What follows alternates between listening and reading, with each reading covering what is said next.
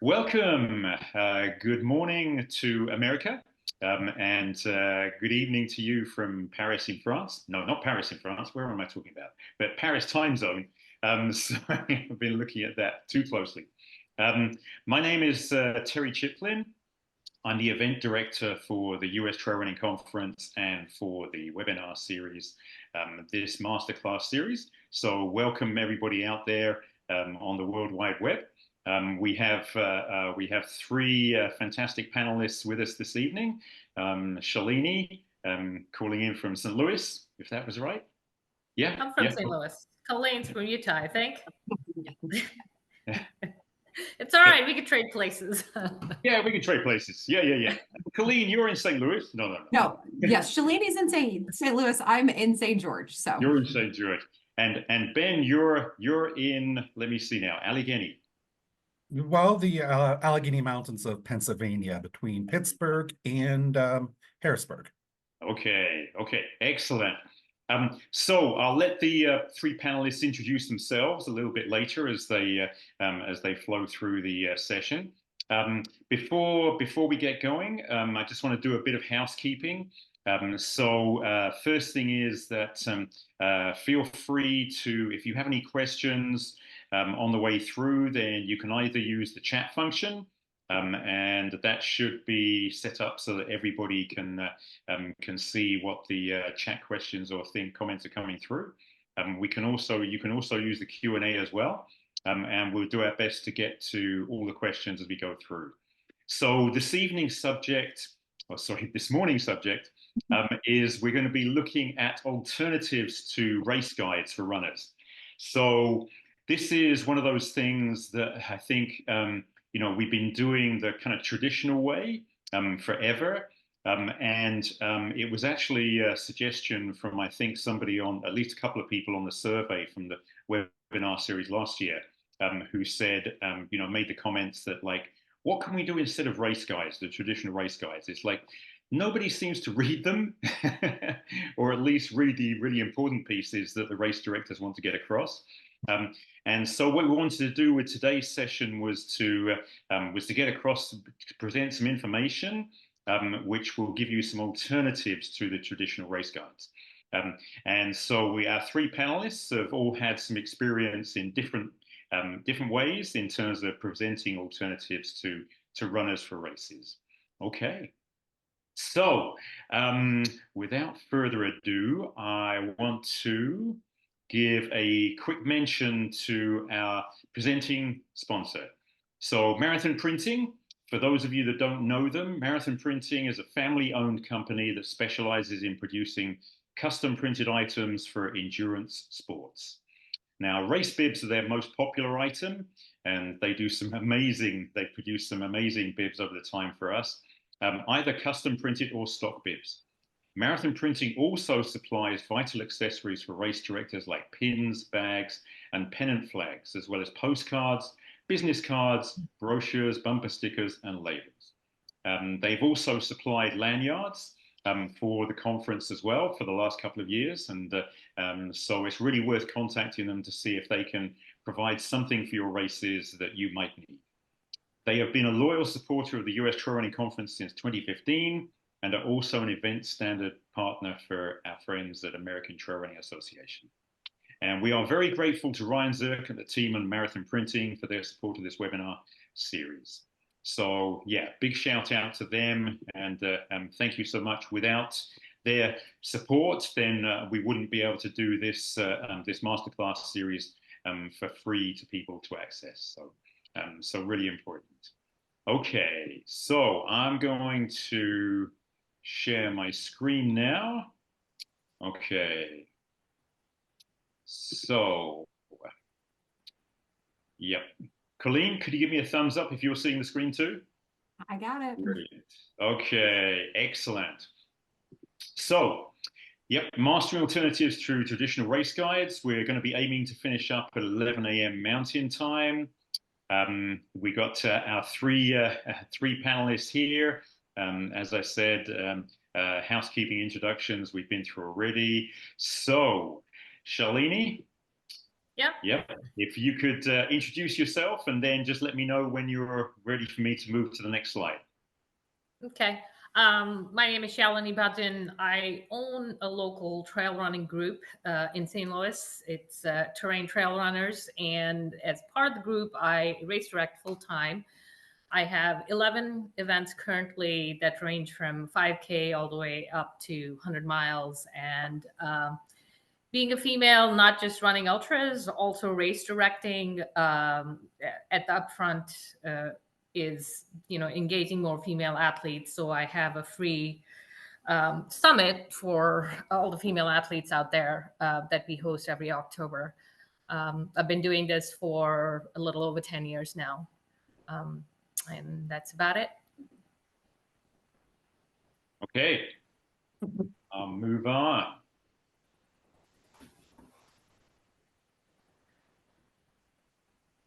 So, so as far as, just alternatives to race guides are concerned, this kind of happened after 2020. I was able to, there was only one race that I canceled, and all the other events that I have, I was able to host. But because of just very strict protocols that were in place as far as race caps and, everything else that was going on, we kind of started brainstorming and came up. We did two different things during that period. One was going live. So on the event Facebook page, we went live, and it was about 45 minutes to an hour of touching on the pertinent facts of the race guide, that is cutoffs, pacers, whatever else not. So that was one of the things that we did. The other thing that we did was we had recorded videos. There's a stage race that happens, and it's 3 different stages.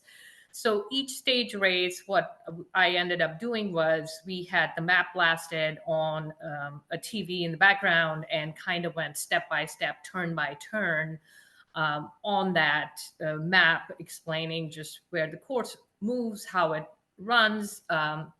For me, when I was doing that, visual cues became very important, which we don't typically have the luxury of doing if it's just a written guide. And even race morning, when we're sort of 15-minute pre-race meeting, and that's why having that became really important. Part of that, what I do is I blast the course map on a big vinyl as large as I can get, and have that in the background. And then we kind of go again, step by step, talk about the turns, talk about the flagging. And as I said, with the stage race, I've got 3 different color flags. So, we're going like, hey, you're looking at pink for this stage. You're looking at blue for the other stage. You've got red for, stage 3. Along with that, directional signs became really important. And yeah, and I feel like we've been, we started that in 2020, and we've been actually doing that up until present day, and it's actually worked out really great. Because again, as it came up earlier, having a written guide, people kind of skim through it. There's a ton of questions that I keep getting back via email, which sometimes can be annoying when you're trying to mark the course and you're on the crunch time, and then it's like, oh, this needs to be answered. So that, and then there's a lot of athletes that are actually driving or flying or however traveling to the race. So having that visual cue or having that video or going live on the race page gives them the opportunity to tap into that at their convenience. A lot of times people just, go on the live feed and can catch the video and understand while they're driving to the race. So that becomes important. And then, as I said, when you've got a race book that is 10-page long, there's a lot of components that people miss. I mean, I'm racing and I tend to miss some of those things myself. So having that, video or that live feed of the pre-race is has actually worked really well for us. And then we talk about, the ability to have live Q&A, which, as we're talking about different stages or, hey, your pacer needs to have a bib, the bib needs to be picked up at start finish, the pacer needs to check in. So there's a lot of those little components that, again, people can ask questions on while the pre-race meeting is live or it's on recording, and jump in and say, hey, I got a question. What do I do with this? Or are there restrooms? Or are there, some of that stuff isn't necessarily covered in the race book. So again, just having that answer as they're, watching the live feed, and that kind of, takes care of any confusion or race morning back and forth when you're trying to just get everybody together and start the race. So I think it's helped a lot. Saving time, again, for me personally, when I start marking the course, especially when it's a 100-mile event and you've got, several different other distances mixed in there, I send out the pre-race email, and then I start getting bombarded with emails that follow. And, I'm in the middle of trying to mark the course, trying to look at other logistics, buy food, trying to coordinate volunteers. And with all of that, having the pre-race live feed or a recorded, here's where we're at, helps me, having to sit down, or sometimes I've even had to stop in the middle of course marking and quickly answer a question because it's a day before the race and they're needing to. So it takes care of that component of just, I'm spending, 15, 20, 30 minutes out of my day responding to runners for simple things, where it's like, hey, I got an extra crew. Can they get food at the finish? So again, just it's time becomes very important of the week of the race. So and then we can talk about advantages to the runners. Again, time is a huge component there. Runners can watch it at their convenience, understand it's also shareable to their pacers or their crew members, which we don't. Again, with a written guide, can that be forwarded? Can they look at it? Yes. But, just having that visual cue, having that, feed helps, and not just saves time for the runners, but also having to communicate that to like 4 other people that are crewing and pacing for them. So that, and then, live feed questions help.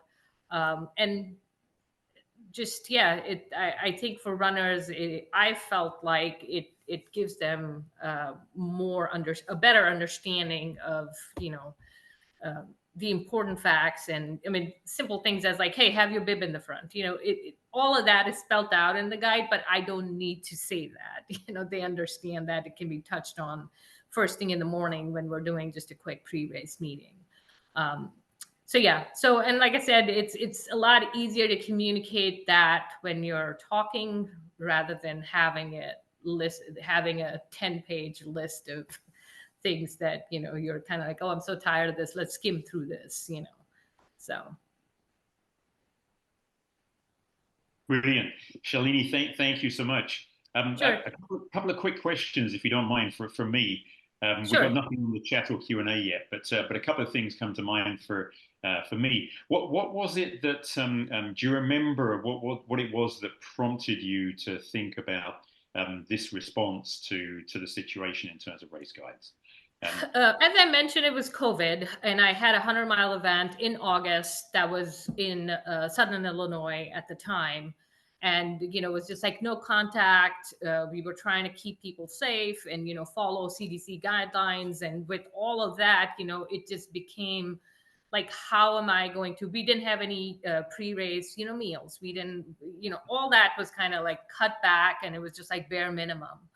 And so at that point, given the nature of that course and also the fact that it's in August and, placement of aid stations and taking care of, fluids and all the other components that come with running 100 miles, I think it just became like, how do I communicate this best so people understand? And it's not just like, hey, read this and then you're on your own.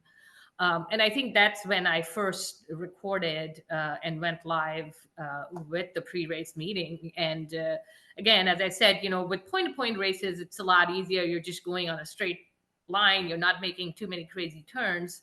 But with the way this loop is set, there's some out and back sections. There were some, other sections that just become important. It's like, hey, don't miss this turn, because if you do, you're not going to have aid for another 10 miles.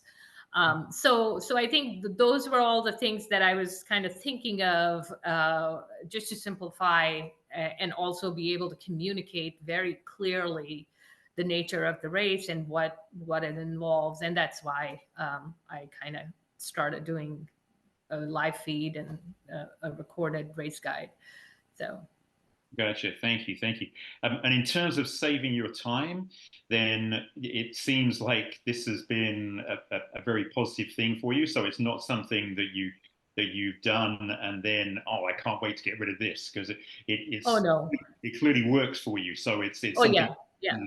Absolutely. It, like I said, especially with like 100-mile distances, and if you're throwing in, I've got an event that has 100K, a 50-mile, a marathon, because it's on a loop. So yes, it definitely, when you've got 300 people signed up, you're avoiding those 20, 30 emails, and it's just like done in one shot. So yeah, definitely. I think it's, and people like it. I've never had a runner complain. The runners tend to enjoy that way better than me responding with, this is in the guide, please read, so. Yeah, it's funny, listening to you is now inspiring me. I haven't done it before, but I'm thinking that I could do videos for aspects of the conference. Sure. That might be really useful. So an exhibitor video, or a race director video, or a trail runner video, or those kind of things. So sure. so thank you. Hey, we got a question here from Bill Souza out there. So thank you, Bill, for being there. How do you make the video visual guides available to the public? And he's got YouTube question mark. So, and yeah, how does that happen? So on Facebook, it's real simple. We just go live, and then that stays there for 30 days. I have control where I can, delete it within 24 hours or whatever. Usually I leave it on Facebook Live feed. It's in the feed on Facebook. For people that are not on Facebook, a lot of times we'll just record it and send a link, just a quick video link via email. And it's like, hey, here's your visual cue. This is, so, I mean, it's really simple. It's not complicated at all. So cool. Thank you. Yeah, Ben might have a different take on that, but we'll come on to you next, Ben. One more question for you from me, Shalini. sure. Advantages for runners. So has the feedback bit from runners been pretty universally good? Yeah, and absolutely, and especially when they're traveling, or they're not able to make the mandatory pre-race meeting, where it's like, hey, you need to pick up your bib, so it's like, I'm coming in late, or I'm driving from X, Y, and Z, I won't make the meeting. So yes, that, or like they just want to pick up their bib and go home because they want to prep for the morning. So yeah, so again, I have not had, in fact, I think people enjoy that. It's, it's available to them readily, and they're not locked into like, hey, pre-race meeting is held from 9 to 10 a.m. You need to make this, So yeah. Cool. Excellent. Shalini, thank you so much. Sure. Appreciate your comments and experience here. So Ben, we'll move on to you next. If you can do an introduction for yourself, and then just let me know when you're ready for the next slide. Oh, Ben, you're muted. Yeah, that pesky mute button got me again. But anyhow, my name is Benjamin Mazer. I am the race director for Eastern States 100 and the Ironstone 100K. Also, I serve as co-race director for World's End 100K ultramarathon up in Pennsylvania and the Black Forest 100K, as well as many other races in this part of the country. So I guess we can go to the next slide. So convenience for participants. Now, what we like to do is use video, more specifically video podcasting, because it's an exciting and unique and entertaining way to deliver information to participants. Now, we did talk about participant guides and, to be honest, yeah, just people don't read anymore. Yeah. We just finished a participant guide for World's End coming up in June. It's 52 pages of very critical, vital material that most people aren't going to read. So, and, you put a lot of time in, like those participant guides, the race website, writing up those pre-race emails and social media posts that, are for their benefit. And, it's rather sad that, people just, tend to, either don't read them or, just skip over them.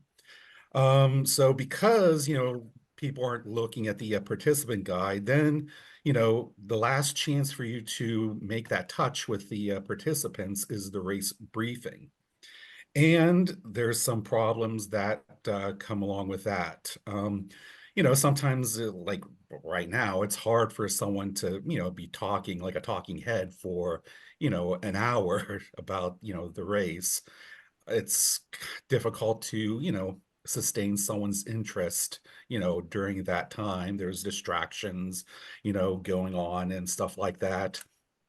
If your race briefing is outside, it may be cold, it may be hot, it could be raining.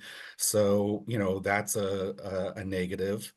And also, like we talked about, mandatory briefings. Well, that puts, some more stress on the runners. I mean, your event may be away from, a population center, it may be very remote, away from hotels or airports, car rental companies and whatnot.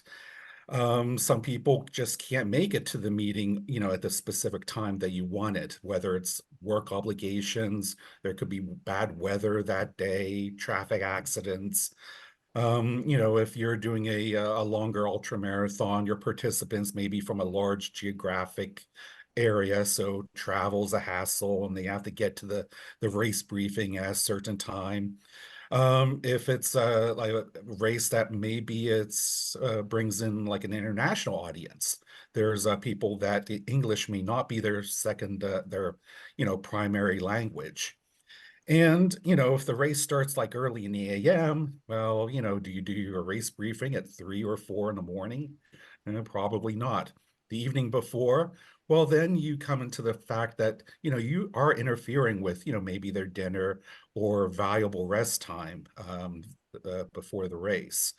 And we found that video can overcome a lot of these challenges. But before I talk about the race briefing, we also found that video is great whenever we do other things for the race, like using video podcasting during registration day.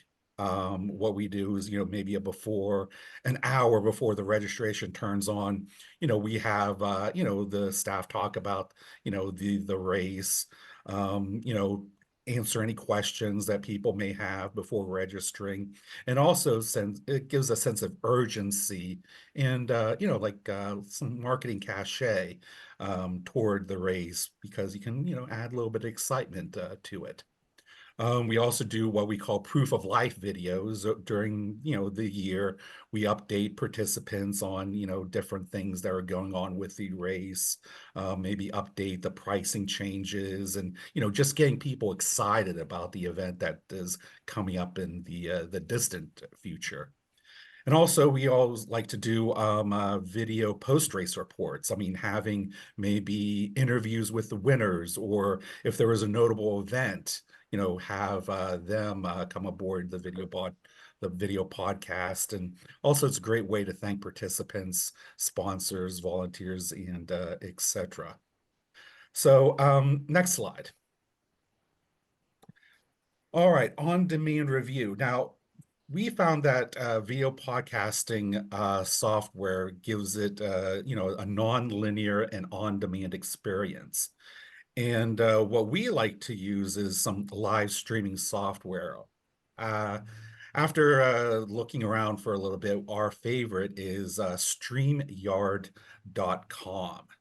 And I'll go with some of the reasons why that works out very well for us. Say, for example, you want to have your race briefing maybe the Tuesday before the race at 8 p.m. And with the live streaming software, participants can watch live, or they can watch it at any time that's convenient for them. They can rewind, rewatch, review anytime that they want to before the event. And one of the things about streaming is you don't have to wait to download the entire video program to like YouTube for them to review something. Since it's streamed, someone could be watching something right now, and then they're like, wait a minute, what did he say about the course change? They can immediately go back right then and there and, kind of, be a little bit more certain about, what the RD is saying or something like that. A lot of the video podcasting software broadcasting it's not a private or closed environment like Zoom. For example, Zoom sometimes, you go onto a video event and you get that dreaded like, oh, software is updating, and you end up, missing the beginning of the broadcast. StreamYard has the ability to broadcast to like dozens of platforms at the same time. So someone can watch the video on a YouTube Facebook page, a Facebook page, a Facebook group page, or a Facebook personal profile. You can link it up to a LinkedIn page, a LinkedIn profile, YouTube channel. You can broadcast live on X, Instagram Live, Twitch, and hundreds of other real-time messaging protocol sites out there. And so you get to broadcast your race briefing on the platform that they prefer. There's no special downloads needed, and gives you some other marketing advantages, like you can schedule a video cast on Facebook, and Facebook automatically creates an event for people to be reminded that there is a video race briefing at a certain time and on a certain platform. And plus also, with the video podcasting software, you can, put in additional media like maps, charts, photos, all different types of media, that can be included into the broadcast. Also, it's great for like real-time text communication. Like, for example, if you're doing a race briefing and there's a specific important thing that you wanted to stress, you can type in that message live into the podcast. So if you want to, make people certain that, hey, make sure that the start of the race is at 6 a.m., you can write it on the screen, and stressing to people that, okay, it's at 6 a.m. Also, the video podcasting software has the ability to brand the video podcast, with your logo and other branding. And it's also an opportunity for sponsors to even maybe even purchase, commercial time where, they can, talk about, well, you can broadcast, their logo on the podcast. So, that's another advantage. Next slide, I think. Buy-in. Not only is video casting great for participants, but allows what I call buy-in from your race staff. You can have, several individuals that, would appear on the podcast. Like the race director can talk about, the critical information, for the race. Like, race rules and times and whatnot. You can have your medical professional talk about some of the medical coverage and support that is out there during the race. You can have your trail coordinator or trail boss, go over any last minute course changes or conditions, or, maybe they want to, talk about some descriptions of the course. You can have your MC or post-race coordinator talk about, the great things that are happening, the post-event celebration. You can have the volunteer director talk about, the different aid stations and, the things that are available at those individual aid stations. So whenever you do that, you have, like whenever I say about buy-in, you kind of like show that, you are a team, and that you as a race director kind of value your team, and that, they end up feeling very appreciative that they were able to contribute and, communicate to, participants about the event coming up. And also, doing some of these video podcasts, I find that if you do have a few people on with you, it gives them more of a kind of a, instead of like a talking head that goes on rattling about, different things about the race for an hour, becomes more of a dialogue. It's almost like, being the RDs, the host of their own talk show, and they have, different race staff talk about different things regarding the race, and that they become almost like the stars of the show. And it just gives the whole race briefing just more like an entertaining conversation rather than just a talking head throughout the entire event. And then lastly, live Q&A. I guess that's the next slide. Well, video podcasting or live streaming, especially with something like a platform like StreamYard, allows you to have questions that you can actually even display on the screen for your staff or any other person that is on the podcast to comment and answer any questions. And the advantage is, they can post that question on like maybe your Facebook page or in YouTube comments, and all of those are kind of funneled into the platform. So, you don't have to go searching around finding out, okay, all right, where's someone answering a question on what platform, and so on and so forth. So everything is all right there at the tap of a keyboard button, that you can actually display this comment on the podcast, on the video podcast, and then answered by someone on the staff. And I mean, it gives a lot of instant gratification to your participants, and kind of demonstrates how much you value and you value your audience and your participants that are in the race. And finally, a lot of these video podcast software has the ability to have guests that you can allow to appear live on camera in the podcast. So maybe you have an important sponsor that wants to talk about the product, or feature past winners, or someone from last year that had a very unique experience on the race. You can invite them into the podcast and make the entire program more exciting and memorable. So that's about it. Cool. Ben, thank you so much. That was, yeah, very interesting. Very interesting content there. I mean, I think a number of things kind of stood out for me. That, as you said, that it gives you an opportunity to express your value in terms of how you see the runners that sign up for your races, register for your races. But then also that branding piece, I think, is really important too. But then I loved what you said about it gives you a chance to kind of make it more entertaining. And there's probably, for most races, have somewhere in the organization staff somebody who's an entertainer.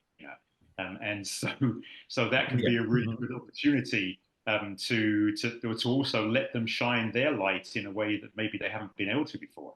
And so it can open up a whole number of potential doors.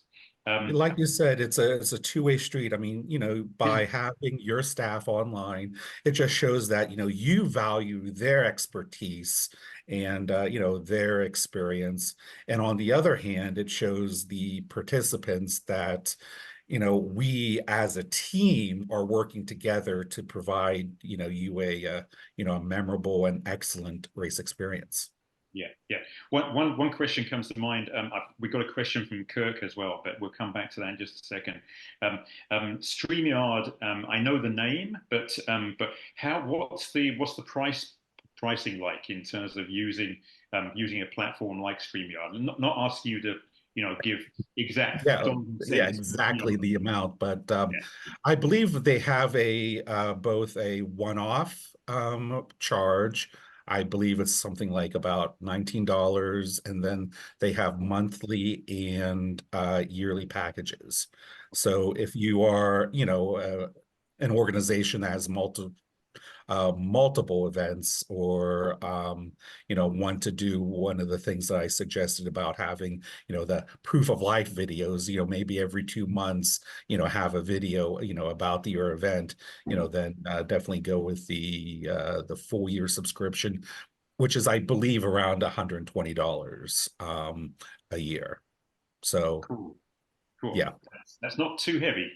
So yeah, probably a worthwhile investment. So Kirk Cherip out there. So good to know you're out there, Kirk. Hope things are good. He says, awesome stuff, Ben. Will you be attending the conference this year? Well, funnily enough, we were talking about that before we came Yeah. on. But yeah, so Ben, obviously, I don't know if you want to answer that in some way, shape, or form now, but feel free. To be determined. I have some obligations, of course. I have almost a race every month, if not more. And also, being, and I mean, all of us are in that position where, we have friends that, we're crewing or supporting in some way. Every week I'm at a different race volunteering, so it's just fitting in everything into my schedule. And like I said, a lot of race directors out there, this is not their full-time job. They have other professions and careers that they do the other 40 hours out of the week. So yeah, so For to be sure, for determined. sure. But I would Yes. love to. I'd love to come out and attend. I believe it's in Knoxville, It's Tennessee. in Knoxville, Tennessee. Yes, Yes. October 23rd to the 25th. So, Kirk, just to let you know, Shalini will be there. So, yeah, your other panelists there on the bottom. So, yeah, there you go. Sweet. Okay. So, yeah, Shalini, actually, I've just thought of this, so forgive me. But do you mind if I mention about the conference and Sure. yeah. Yeah. Shalini and Kirk actually are both recipients of a scholarship that they've received from, or will be receiving from, the American Trail Running Association and the US Trail Running Conference. So yeah, Shalini, thank you so much for being on here as well. I'm looking forward to seeing you in October, and Kirk, looking forward to seeing you too. So okay, Ben, that was awesome. Thank you. Colleen, it's your turn. No, it's great to be here, Terry. Thank you so much. And Shalini and Ben really set this up. And I love this conversation about thinking outside of the box and really being creative. Let me introduce myself. My name is Colleen Rue. I do voiceover, MC hosting, and event announcing, as well as podcast hosting. I guess when we talk about the entertainer, I'm probably the one you bring in to do the entertainment. I'll let you decide if I'm entertaining or not, because my teenagers don't think so. So we'll leave that up to you guys. But so what I do is I work primarily for 29 of 29 Everesting. They are an elevation-based hiking challenge where they have to hike the vertical gain of Mount Everest, 29,020 feet. And I also there help to manage the community and also create content for their social media as well as distributing content throughout the year. I met Terry through working with a company called Vacation Races, who did a national park series. And through this, as in my role as a race announcer, of host and an MC, I see my job as supporting race directors and the race operations in any way that I can with content. So if you want to go to the next slide, Terry. I believe that content creates connection. And when we connect to our participants, that's when we get them to, like Ben talked about with your staff, to buy in, to lean into what we have to say. Because we can throw content out there all day, but if we're not putting out the correct content and the content that is engaging our participants in the way that we need them to, is it really working for us? So I always like to start there, where we want to create that connection with our participants to our brand, to our events. And how are we going to do that? So on the next slide, I love this just quote from Richard Branson: "Succeeding in business is all about making connections." And I think if we always work from that connections standpoint in how we're connecting to people, it really goes far as successfully getting people to read a race guide, to look at the information before they show up to the event, and that they are buying in to what we have to say for them. So to the next slide, Terry. So how are we really connecting with our runners? And we've talked about some great things here. I love the ideas that Shalini they went over to Facebook Live and they started streaming live on Facebook. This is such an easy platform for us to do. It's free. It's something that we can all do from our event pages or from our personal pages. The live streaming that Ben's talking about, all of this stuff is just ways to engage in different ways with your runners. And you have to look at it, where are you currently connecting with your runners and how are you doing it? And how can you maximize that connection that you're having with them on social media, Instagram, Facebook, LinkedIn, X? All of these can actually work together for your benefit. Your website, how are you connecting with your website? How about podcasts? Are your emails getting read? Are they interesting for people? Are you doing publications? Are you printing? Workshops like this? Every race can host workshops just like this for their runners. And then of course, live events. So thinking through all the places you can connect with your runners and your participants, and how is it working for your brand? I think that's a really important place to start, because we don't want to jump in too far. If streaming seems too hard for you, where are you already? Do you have a Facebook page? Can you just shoot out something live? Make it easy and see where you can go from there and build upon what you're already doing to connect with your participants. I think that's a really important place to go. All right, next slide. And hello to Mandy. She was dropping something in the chat. Are your people listening? I think this is such an interesting question to ask.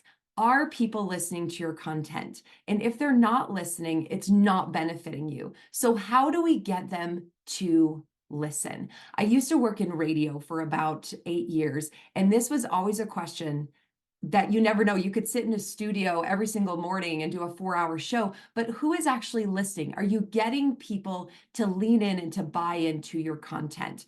So going to the next slide, we kind of talk about the ways that we can get people to actually lean into our content. Are we speaking their language? All of our races and all of our events have a different language to speak. Us as race directors and as staff, we speak a different language. What is the language of your brand and of your race? Are you a luxury brand? Are you a tongue-in-cheek kind of silly brand? What is that brand voice? And speak it, because that's the voice that your participants know from you. And I think that's so much fun to actually identify what your voice is and to create the voice. I know when I was working with Vacation Races, they were always a little more tongue-in-cheek, a little more relaxed, but that made them very, very transparent and very relatable to their participants. Where we had a race one time that the start line, it was about 10 degrees. It was absolutely frozen. The porta potties, some of them had tipped over in the wind, and we had blue chemicals frozen all over the place at the beginning. I mean, it was just awful for everybody. But at the end of that event, they sent out stickers that said, "I survived Zion Half Marathon 2019," and had the temperature at the start line on that sticker. That was speaking the language of their participants and helping them to lean in and to buy in, because once they buy in, they will engage in your content, even the boring content and the race guides that you need them to. keep things simple. People don't want it to be too complicated. So if we can make things as simple as possible to get that over to them, that is absolutely critical. Also making it fun.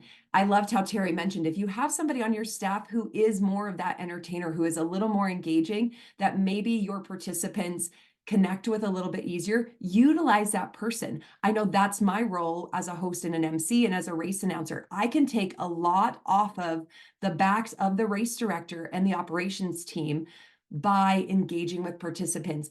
And I always believe that that person that you have, whether it's your race announcer or someone on your staff, giving them all of the information, letting them be privy to all the information, is going to save you so much time on the back end, because they're going to be able to answer and interact and do that interaction while you go and mark courses and make sure water jugs are filled and make sure your volunteers are at your aid stations. Having someone else to do that, it can be a huge benefit to you. And when we're talking about doing it virtually as well, whether it's podcasting or Facebook Live, is there somebody else that is better suited for this, that's speaking the language of your brand, that's able to simplify topics? Great, let's get them involved in doing that. So really thinking outside our box and thinking about who we have in our circles to utilize is a really important thing. Also, give people a reason to return. Give them a reason to come back. We always want people to come back to our events, but are we giving them a reason to come back to our social media page? Are we giving them a reason to come back to our podcast, to our live stream? Was it interesting? Did we give away something? Did we give them an incentive to come back? So these are all the things that we can do to help our participants lean in to the content that we're actually going to create, because that's so important. Because if they're not leaning in, then the content isn't doing any good for us. So it's really, really important as far as we go. You can go to the next slide, Terry. So we got creative with, I spoke about vacation races, where we had a podcast that really wasn't doing much. We had started a podcast, but there really wasn't a lot of consistency to it. But we realized that it was very easy for us to create a podcast. You just you need as simple as a mic and a computer and some free software that you can record on. You can even use things like Zoom or anything. There's so much out there that doesn't even cost anything, and you can create a podcast. So we were taking our race guides, and I would be the host of that podcast. I'd bring in the race director, and we'd have a discussion about the event. We'd go over the changes. We'd go over where the aid stations were going to be, how the course was going to be marked. But also with this race director, we would also get into the history of the race, why the race was here, why we were doing certain things we were excited about. We'd give them tips and tricks for travel. We'd talk through the parts of the races that we really enjoyed and why we enjoyed them. And all of that content was creative enough that it was getting people to lean in. We had so many participants who would come and say, oh, I love listening to the podcast. And then they were also able to get all of that important information in that podcast. So I loved what Ben was talking about with live streaming. The same thing, you live stream, then you shoot it out on a podcast. So you also have live streaming and video available, and then you have a podcast format available. Runners love podcasts. Runners are always hooked into their headphones these days, and they are apt to listen while they're out doing something else. That's the beauty of the podcast and the technology that we have. Let's bring it to the runners. We know that they're out there running every single day. Let's give them content to listen to that's ours and that's engaging and that's going to, in the end, do exactly what we need when they show up to our events. So we can get really creative with that. I love the Race Guide podcast. It really gave us a way to get the important information plus the interesting information out to our participants, but also it really strengthened the brand voice, and it helped people to connect with these events because they put some voices with it. They put some experiences with it. And we had many times where people would come up when they would get to us at the expo, and they would talk about their experience with the podcast, and they were going back and listening to old podcasts that had nothing to do with anything. They weren't even running an event, but they'd go back to listen to the podcast because they wanted to listen to the discussion. So right there, you're also marketing yourself and your other events with that. So this technology is so great, and it's so easy for us to do. I was thinking with Shalini, where she does her Facebook Lives, those Facebook Lives can be downloaded into an audio file and put up as a podcast for free. You can do that on Spotify. You can put your podcast up for free on that. So if you're using like a Facebook Live, you can actually get that out to an even broader audience in a different method just by downloading an audio file. So it's so easy for us to get this content all over the place. Because as we've talked about, these runners, their attention span is really short. They're not going to sit down and read that 52-page race guide, even though it's so important. And we know it's so important in that critical information. But let's try to meet them in as many places as they are. That's easy for us to do. And then we're going to get a lot more success on that. And it's also, again, it's such a great way to connect with people. I just, that's one thing that I want to really get across is how connection with your people and with your racers is going to pay off so much in the long run. If you can make that connection, if they see you as that person that they want to lean into, they want to listen to, they want to engage with, you're going to be able to get that important information out to them so much easier. So I love it. Everything we've talked about, I think it leads up to just knowing where we can talk to our participants and then utilizing those and crossing over into some other places, because there's so many ways that we can do that. So. Cool. Colleen, thank you so much. Yeah, definitely an entertainer. Yes. So I love the way you weave together the some of the things that Ben and Shalini have said already in there as well. So that was awesome. Yeah, I think excellent job, all three of you. We haven't got any more questions in the chat or the Q&A at the moment. So I love the opportunities that technology has brought us. I mean, particularly, I mean, Shalini, you kicked off with saying this was all coming for you from COVID. And we're on the Zoom platform now, and it's like before COVID, I don't know if anybody had ever heard of Zoom. It probably might have been around, but it's like the technology that's available now is and as Colleen said, a lot of it is also you can have for free. It doesn't have to necessarily be major investment. Of course, there is some investment in terms of time and getting used to the technology, but generally, I mean, the great thing about that kind of thing for me is that once you use it, then you can then replicate that, and you don't have to relearn it. So if you find a platform and a kind of framework that fits for you and works, then it can be a really effective way to once you've got the initial learning done, then it can be an effective way to create and replicate for other races that you put on. Yeah, Shalini or Ben, did you have anything more to add? It doesn't matter if you don't, but just wanted to check with you. No, I think Colleen kind of, as you mentioned, stitched it all together, which I think I've actually taken away some notes from that to kind of move forward with it. So yes. Cool. Yeah, Colleen is correct that who is the personality, whether is the person that you can say is the front-facing person, the spokesperson, the host. Doesn't have to always be the race director, but who is that person that is the best at packaging information that sometimes could be boring, and presenting it to the public in an engaging, exciting, and in a way that people actually even look forward to receiving. So those are very, very important things to yeah, cool, that we learned from Colin. Thank you, Ben. We got a question from Corinne Chauvoy. So Corinne, good to know that you made it on today. She says, if there are podcasters out there that are covering your races, what is the best way to spread the word with your participants?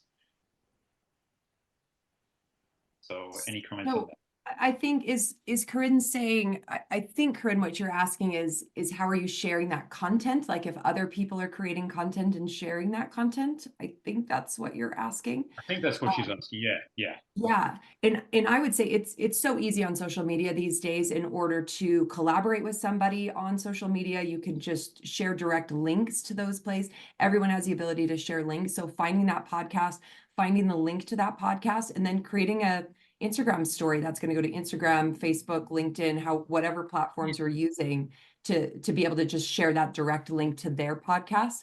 And I think you always have to, if there's another podcaster who's doing something on your event, make sure it's still in your voice. Make sure you have some control over that. Offer to come onto their podcast to speak about that. I think that's really important because you always want to protect your brand's voice and how it sounds and how it's being presented. So making sure you have that great relationship with those podcasters so that they're sharing your information and then you can also share their information, I think is super important.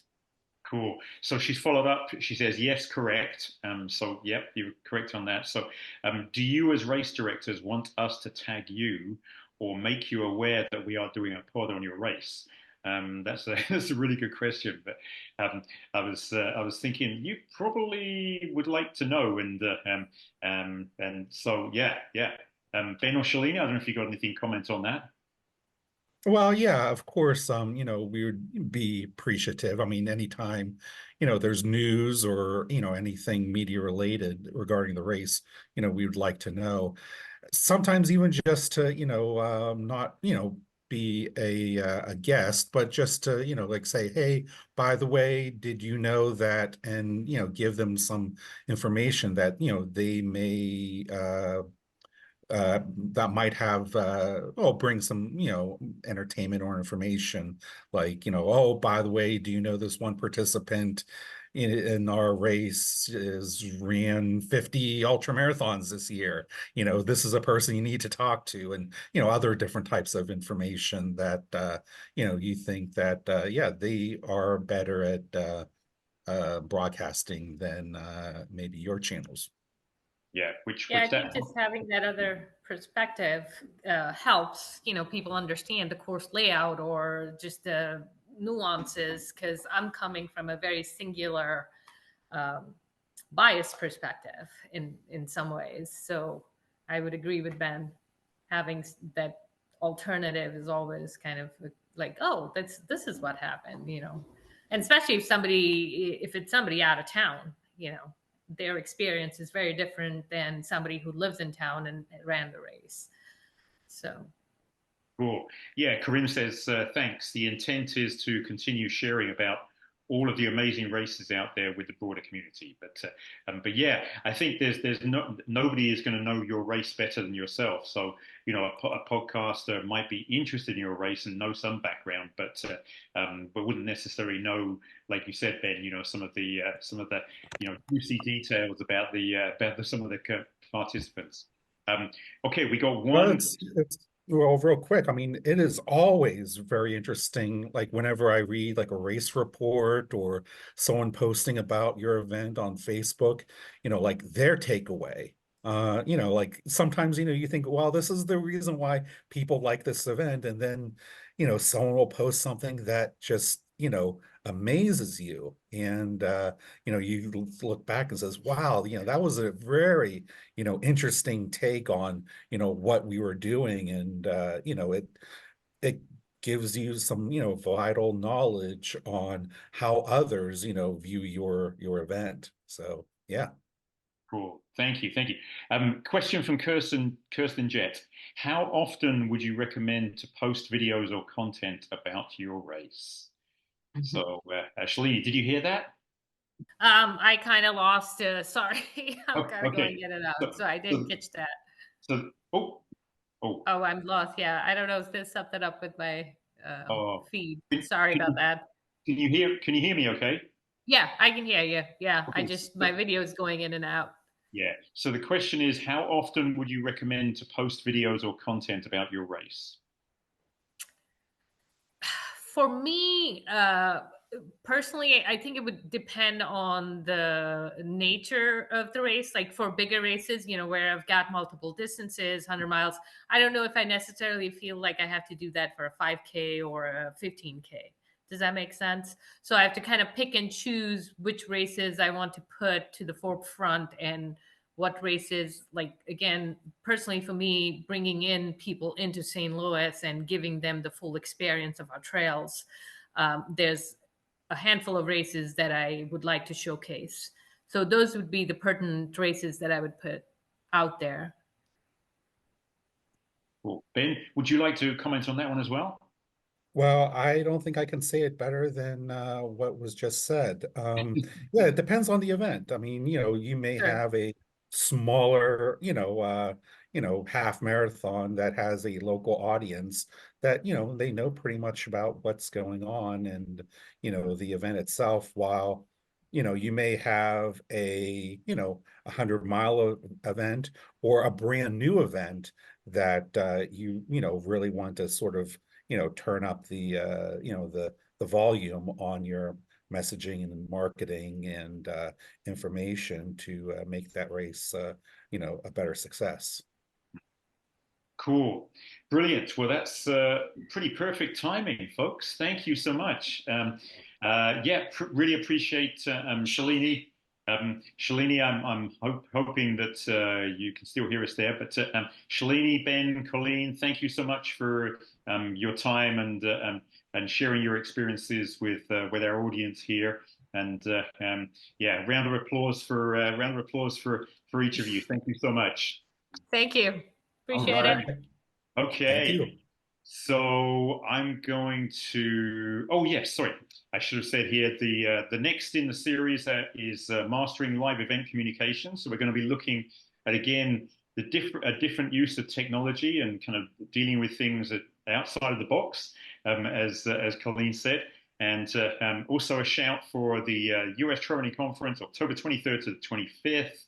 And Shalini will be there. Ben, we hope you can make it. And Colleen, we haven't talked about it yet, but we maybe should talk about you being there too.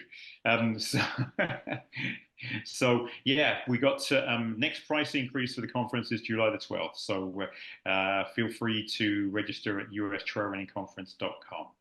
Okay, I'm going to stop the share and. All right. Thank you so much, guys. I'm going Thanks, Terry. to